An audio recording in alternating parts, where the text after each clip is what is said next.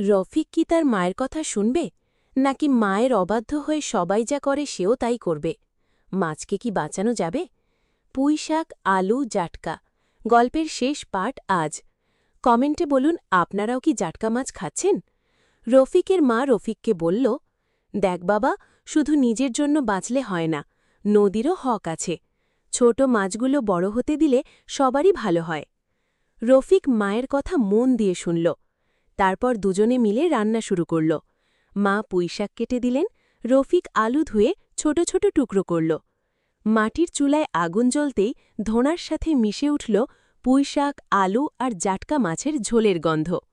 খেতে গিয়ে রফিক বলল, মা, আমি নদীটাকে বাঁচাব। একদিন আমি তোমাকে বড় ইলিশ মাছেরে খাওয়াব। সেদিন কিন্তু মা এমনি করেই রান্না করবে। মা হেসে তার মাথায় হাত রাখলেন। ইনশাল্লাহ বাবা, তুই মানুষ হলেই আমি সুখী।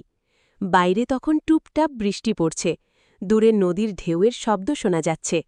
ছোট্ট কুঁড়ে ঘরের ভেতরে পুঁইশাক, আলু আর জাটকা মাছের সেই সাধারণ খাবারটুকু যেন শুধু ক্ষুধাই মেটায়নি, মা ছেলের মনে নতুন করে বাঁচার স্বপ্নও জাগিয়ে তুলেছিল, আর মনে অনুতাপ বোধ জাগ্রত করত।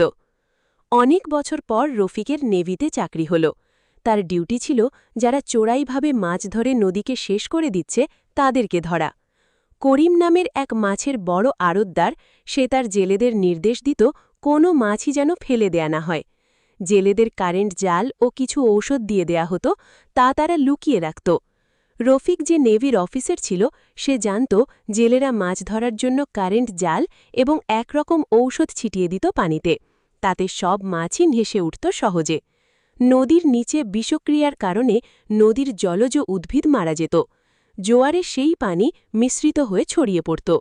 রফিক করিমের ট্রলার, যা মাঝ নদীতে মাছ ধরতে ব্যস্ত ছিল রাতের অন্ধকারে, সেও অন্যান্য অফিসারদের নিয়ে নৌবাহিনীর বোট নিয়ে ছুটে যায়। গিয়ে দেখে জেলেরা মাছ ধরছে। তাদের সবার কাছেই কারেন্ট জাল। কারেন্ট জাল দিয়ে মাছ ধরার অপরাধ ও তাদের কাছে ঔষধ থাকার কারণে তাদের জেল ও জরিমানা হল। করিমের লোক করিমকে ফোনে ধরিয়ে দেয় রফিকের সাথে কথা বলার জন্য।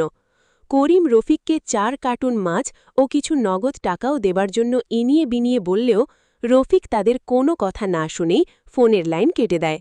আসামিদের পুলিশের কাছে হস্তান্তর করে, কারেন্ট জাল পুড়িয়ে ফেলে। বাসায় গিয়ে বাজার করে বড় ইলিশ মাছ, আলু, পুঁইশাক। রফিক বিয়ে করেছে। খাবার টেবিল থাকতেও তারা মেঝেতে পাটি বিছিয়ে দিয়ে মা এবং বউয়ের মাঝখানে বসে রফিক বলে, মা, আজও আমি কারেন্ট জাল পুড়িয়েছি, এবং যারা নদীর সম্পদ নষ্ট